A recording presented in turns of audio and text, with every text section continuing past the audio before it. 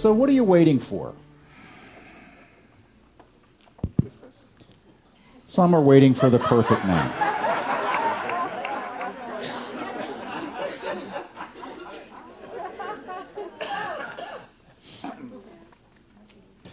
Could be a long wait.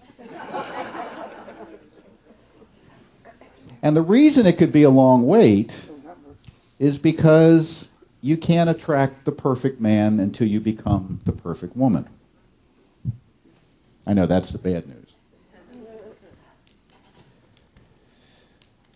Abraham Lincoln said, "Things may come to those who wait, but only those things left by those who hustle."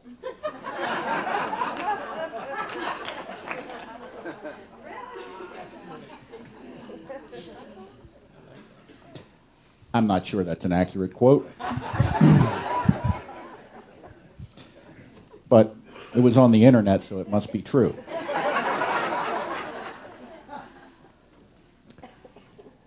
So this idea of waiting, you know, there is a spiritual paradox here. Because on the one hand, you hear spiritual teachers say, step into your life, take what's yours, be affirmative, be clear, be in motion. And you hear spiritual teachers say, sit in the stillness and await Spirit's arrival. And you're like, okay, what the hell am I supposed to do? And the answer, I think, is it depends.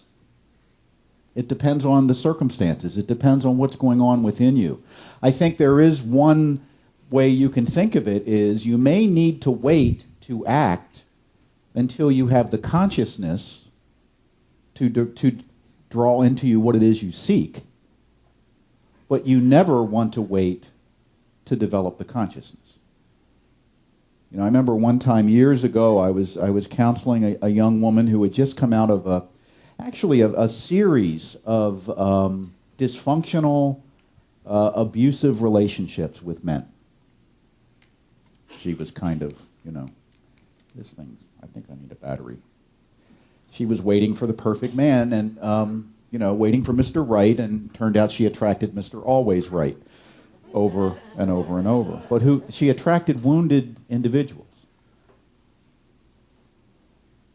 And what she didn't understand was that she was attracting exactly what she was attracting. That she was attracting that which corresponded to the consciousness that she had developed. We all do that all the time. She's not a unique example. We're all doing it right now. But if we don't understand that, if we don't think that way, then what we tend to do is we say, well, it's just that I was unlucky this time. What I need to do is try someone else, and maybe they'll be the right person. And what you find is that someone else looks like the right person until at some point in the relationship you find out they were the right person. They were the right person to mirror back to you your own consciousness. So what I suggested to her, and I was seeing her about once a week for about a month in counseling, I suggested that after talking to her and understanding something about her background, I said, you need to just kind of focus entirely on your relationship with yourself for a while until you're really ready to be with someone else. And she said, I absolutely get that and I absolutely agree. And that was the last session I had with her. 3 weeks later, she called me, asked me to perform a wedding ceremony for her and this fellow that she had met. And I said, no, I'm not going to do that. You know, it was like, she goes, no, I did all the work on myself. I said, well, how soon after our last meeting did you meet this fellow? Oh, 3 days. Now, you may not have ever done that, but you've done something like it, where you've talked yourself into accepting that you've made a change that maybe you haven't really made, or that you're ready for something that maybe you're not really ready for. Now, I don't know how that turned out. After me saying I wouldn't perform her ceremony, she left the center and, I didn't see her again. I can guess how it turned out. Because, when you seek redemption outside yourself, you will always ultimately be disappointed. Because your power, the power that you have, the power to awaken, is not out there, it's in here. And if I don't do the work in here, if I don't make the adjustments, if I don't make an inner transformation, I can't expect an outer transformation or an outer change. It just doesn't work that way. If I keep doing what I'm doing, I'm going to keep living life the way I've been living it. So let's go past 8. This is another little piece. I found this on the internet too, so it must be true. We say blah, blah, blah, act now. There's a leadership philosophy out there. It says any decision is better than no decision. Even a bad decision is better than no decision. And there's some truth to that from an energetic standpoint. But why put yourself into a situation where you're not making considered decisions, where you're not making choices from a consciousness that is evolved to the point where you accept yourself as a spiritual being who is powerful, who is pure love, and if you're making decisions from that consciousness, the odds are they're going to be really good decisions, really good choices, because we see the world not as it is, remember, we see the world as we are. So think about how you see the world right now. And if you don't see pure, perfect potential unfolding, you've got some work to do. And but look, yeah, there's all kinds of dysfunction. But that's not necessarily definitive of the world. That may just be a process the world's going through. And it may not be dysfunction at all. If you were to study or just observe without knowing, the first time you ever encountered, say, a caterpillar's nest when you were a kid, I remember where I lived, there were tons and tons of caterpillar nests for the monarchs. And I liked them when they were caterpillars. I wasn't particularly interested in them when they were butterflies, being like a 7-year-old boy. And I didn't really understand that they became butterflies at that point. I just thought they were cool because you'd get them out and they'd put them on your finger and they'd go along your arm and, I'd be covered with them. Go scare the girls.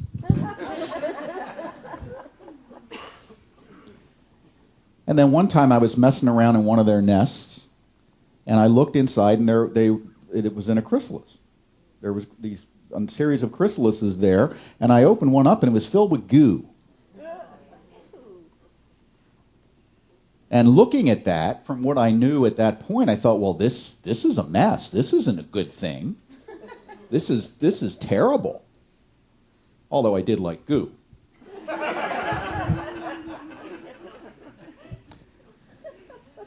But I didn't like that was what was happening to the caterpillar. But see, that was my own ignorance. But once I understood the process, what was going on in that chrysalis, that goo was the caterpillar transforming into the butterfly. But I could look at that, just the goo stage, and say, boy, what a messed up world this is. Not recognizing it was a stage in a process of development that was filled with intelligence. So sometimes we misunderstand the process of growth for dysfunction. In our own lives and in the life of the larger society. If you look at our political process today, it's not very pretty.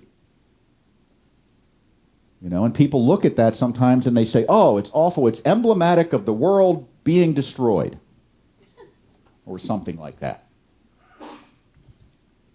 You usually say that right after you hear someone of a different political persuasion giving their opinion. When you hear someone of your political persuasion giving an opinion, you see that there's hope.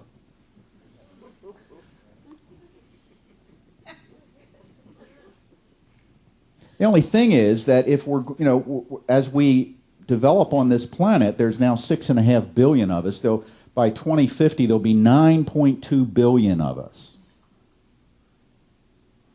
Now some of you see that as a negative. I could tell by your I know you're just thinking about traffic, but you know. But that's what we're becoming. So the process of becoming, you know, maybe we're in that chrysalis stage where it's nothing, it looks like goo. It really isn't goo. We have to learn to live together because we're creating more of us. And the process of learning to live together is not always neat and tidy. We want it to look like the desired end result right away, but it doesn't. We're moving from just, you know, if you were to go back in time like 300 or 400 years into the Middle Ages in Europe, you know, you would be appalled at the way people lived and behaved. You know, it said I've read one time, and I think this is probably true, if one of us were to time travel back to to biblical times, to say the time of Jesus and land in Palestine, you probably wouldn't survive the day because you would be so alien to what people there would expect, they would just kill you because that's what they did with people that were different. And yet, that was part of the process of getting to where we are now. And most people would look at where we are now and say, well, we've developed at least a better way of getting along. You know, despite all the problems on the planet, a smaller percentage of the human population is dying in wars and conflicts every year than at any time in recorded history. We're just better informed about it. So you would say there's progress being made, but it still looks kind of messy. Just like, you know, when I opened up that chrysalis, there was progress being made, but it looked messy. And I wasn't able to see the bigger picture. I wasn't able to focus on where it was going because I didn't have that knowledge. If I'd have been, you know, today if I were to look at that, I wouldn't cut it open for one thing, but I could look at that and I know there would be goo inside, but I would know that that was moving toward a greater emanation of that form. And just knowing that transforms my experience of it. Well, what if I knew that about our world, about our culture? That as messy as it may look, it's in the process of self-organizing toward a greater expression. Doesn't mean we're going to survive the process. But you can see, if you just look at human history, it's headed in a certain direction. Not headed in a straight line necessarily. It's uneven, it's messy, sometimes there are backstepping and things like that, but in general, we treat each other better than we ever have.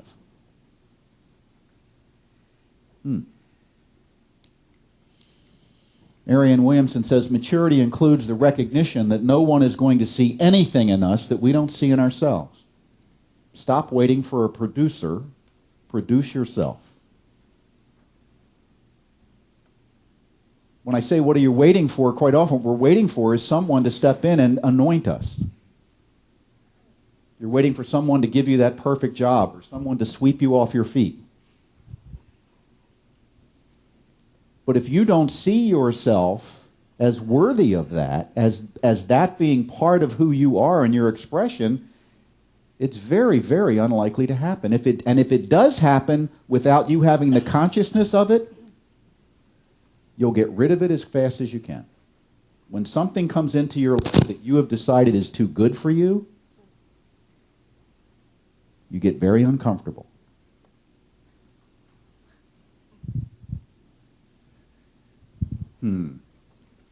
So the consciousness has to be there. Before I can accept my good or any additional good, I have to have the consciousness of it, or even if I get it, I will tend to sabotage it. You ever been in a really good relationship that you've screwed up? Some of you are serial relationship killers. We've talked about that. You've killed dozens of relationships over the years. And the sad part is some people, none of you, you may know people, but none of you. The sad part is people that do that often don't see their role in it. They think, by God, I just can't meet the right people, or there are no right people to meet. It couldn't be me. I'm trying so hard. I'm such a reasonable person. I've got so much love to give. And nobody wants me. Except jerks. Jerks want me. So the way I've dealt with that is I just assume when somebody wants me, they're a jerk. It was like the old line with the comedian. I think it was, might have been Steve Martin. He says, after going through a couple of divorces, now when I meet a woman I like, I just give her a house.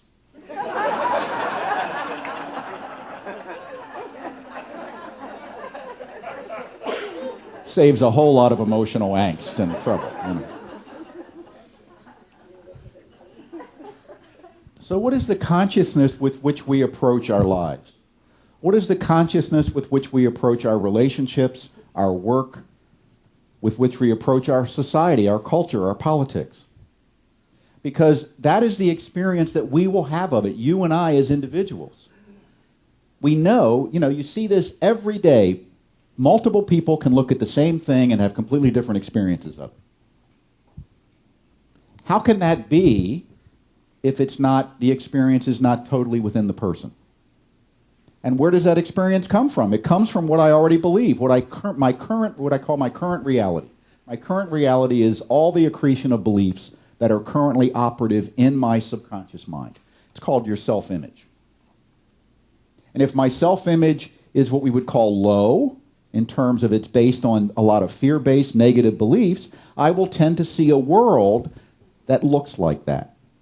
See, I see the world through gem-colored glasses. Always, without exception. I can't do anything else. I can't be objective. Good way to get a jury duty, by the way. When they ask you, can you be objective in this case, you say, no human being can be objective. We're all biased. We're just biased. We just are. Some of you like what I say. Some of you don't like what I say. It has very little to do with what I say. It has more to do with where you happen to be. I would assume if you come back, you like what I say, or you're a masochist. In either case, that's fine. I'm okay with that. But it's interesting sometimes when I'll hear conversations sometimes where people will come up to me and say what I said, and I don't think I said that.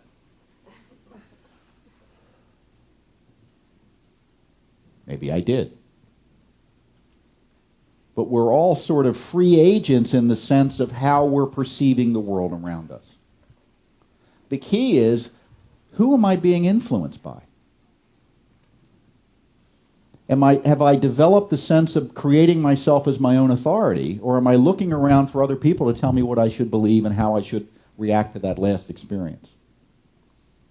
Maturity includes recognition that no one is going to see anything in us that we don't see in ourselves. So if I'm waiting for someone to come and rescue me or spot me out of the crowd and pull me out of the crowd to discover me, as they would say in Southern California,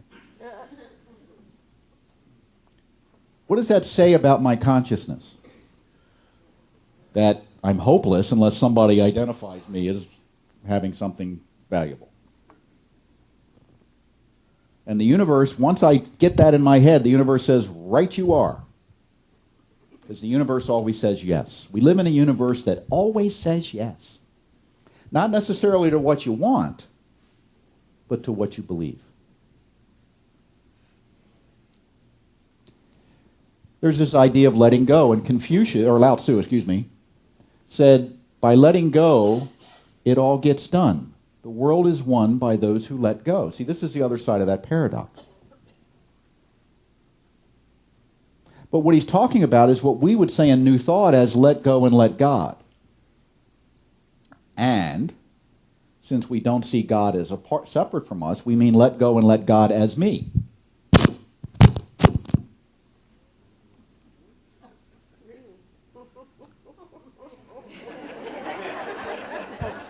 Okay.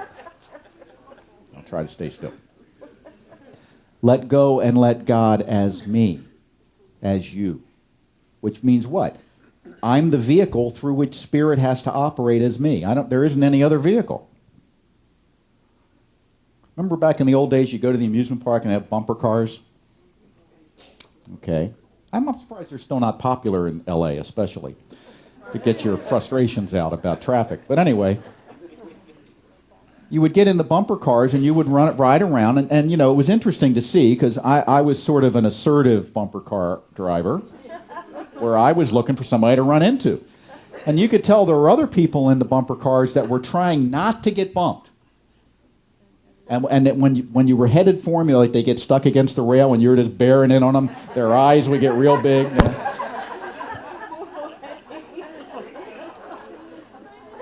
And I would wonder, why did you get on the bumper cars if you don't like to be bumped? They're called bumper cars. Were you hoping for an exception or that maybe there would be nobody like me on this particular group that got on? You know, it's kind of, but what they had done was made a choice, and then it was a choice they didn't want to have in their life. You ever do that? Make a choice because, I don't know, everybody was in the group was going or whatever, and you kind of went along, and it wasn't something you wanted to do, and you didn't like it.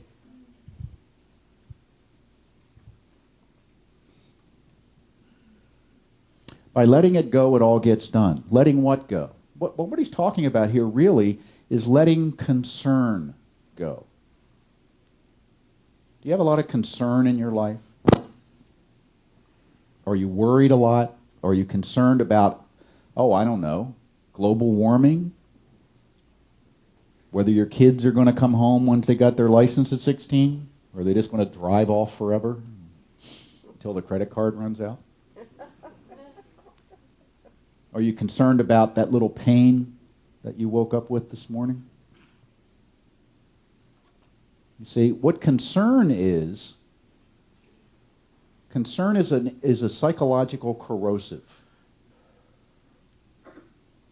Because what it leads to is worry. And worry is using your mind to go in the direction you don't want to go in. So quite often we get into concern. I'm very concerned about the fate of the planet. Which is leading you to do what? Worry. And occasionally, with occasional bouts of bitterness and anger and frustration. Maybe I shouldn't worry about the fate of the planet unless I can fix it or redirect it somehow. Maybe I should trust that there's an intelligence here that knows what it's doing, which is the collective mind of all of us. Maybe what I need to let go is this idea that everything's wrong or everything's going in the wrong direction.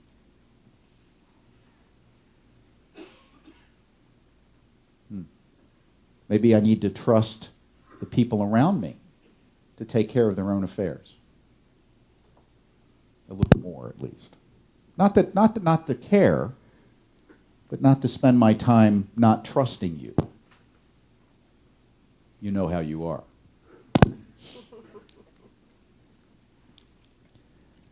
You ever have this experience? I feel like I'm waiting for something that isn't going to happen. Like for Mr. Right to come along, or Miss Right. For me, I keep waiting not to have financial problems. Never seems to happen. I keep waiting to find a job that makes my heart sing. I keep waiting for my kids to show just an ounce of gratitude.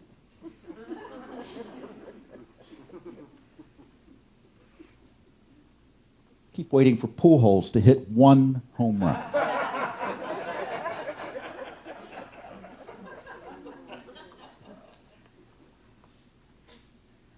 What do I do with that? If I feel like I'm waiting for something that isn't going to happen, what does that say about how I'm spending my energy, my psychic mind energy? This is Confucius. Man who stand on hill with mouth open will wait long time before roast duck fly in.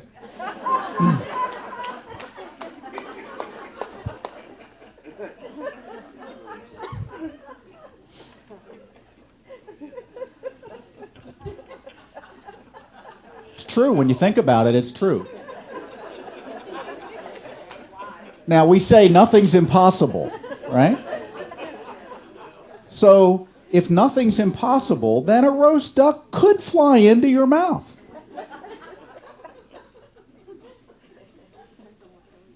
But not too likely. So another question is, are you waiting for something that is so unlikely to happen, and yet it wouldn't be too hard to bring it into your experience if you did something? Like go to the store, buy a duck, and roast it.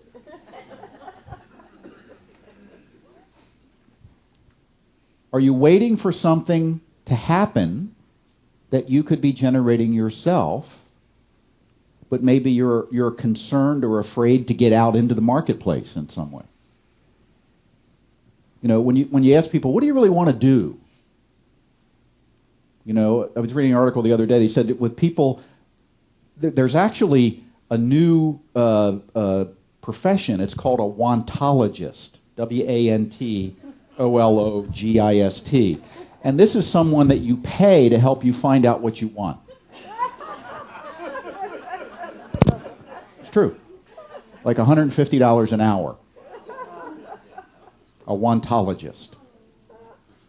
I think I want to be a wantologist. And what the wantologist that was interviewed in this article said was that people tend, when they want something, they either tend to be the type of person that focuses in on it and does what's necessary, or they tend to be what she called floaters. They kind of float and wait for it to happen. You know, it's like you sit on your sofa waiting for the mailman to bring that big check. You have no idea where it's coming from, but you know someone somewhere out there is writing you a big check right now. And you're counting on that. Or the lottery is a big part of your retirement savings plan.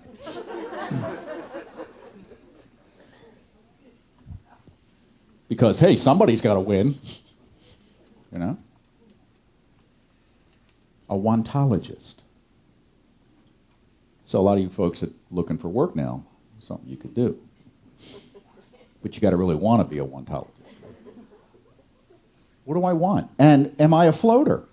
It's a good question.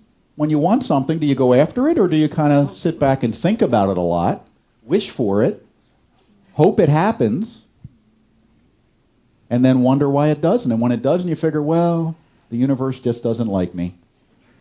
No, roast duck, very unlikely to fly into your mouth, that's all. Right? So in this paradox between actively moving forward with my life versus being in the stillness and allowing it to unfold, what I have to make the distinction about is I need to actively create the consciousness. I need to actively do the inner work of what we would say affirmative prayer, meditation, journaling, whatever, all the different kinds. And do them diligently so I create the consciousness that allows me to do what? Engage the world fully from a healthy, loving consciousness. And where I need to sit back is to recognize that the work is done primarily within, not without. That once I have the consciousness, it will be very clear to me what to do and how to do it. But when I don't have the consciousness, I tend to seek out of concern, out of fear. I tend to go in and cut open the chrysalis. So all of us are in that larval stage or that intermediary stage between what we were and what we're becoming. And it's a bit of a chaotic mess. Just is. Growth is. Growth is painful. It's difficult. It takes us out of what we're comfortable with being and doing and having. It requires that we let go of things that we think we need. It requires that we feel a sense of inner strength and power that will allow us to embrace something new. And it requires that we have courage in the process. We be willing to do two things: be wrong and make a fool of ourselves.